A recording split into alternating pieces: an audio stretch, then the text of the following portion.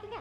நான் கல்யாணம் ஆன நாள்ல இருந்து இங்கதான் இருக்கிறேன். நான் அத கேட்கல, இங்க ஏன் நிக்கிறீங்கன்னு கேட்டேன். நிக்க வச்சுட்டேன், நானா நிக்கிறேன்? சரி சரி, இடத்த காலி பண்ணுங்க. ஏது இந்த வீட்டுல மாப்பிள்ளைன்னு கொஞ்சம் கூட மரியாதை இல்ல போல இருக்குதே.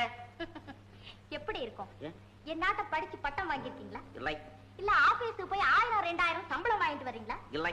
அழகா 4 வார்த்தை இங்கிலீஷ்ல பேச தெரியுமா? இல்லை இல்லை. இல்ல என்னாட்ட சொசைட்டில பழகதான் தெரியுமா? இல்லை இல்லை. ஆமா, இதெல்லாம் இல்லன்னு தெரிஞ்சுதானே என் கழுத்துல நீ தாலியை கட்டின, உன் கழுத்துல நான் தாலியை கட்டினேன். சரி. 5 நிமிஷம் தனியா இருக்க விட மாட்டேன்றீங்களே.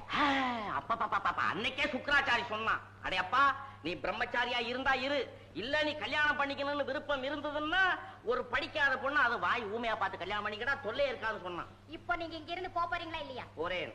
ஆனா போகும்போது ஒண்ணு சொல்றேன், சும்மா விடப்படாது, கால்ல கிடக்கிறத எடுத்துக்கிட்டு இருக்கணும். என்னது? என் தலையில இருக்கணும்னு சொன்னேன். ஏதோ என்னை விட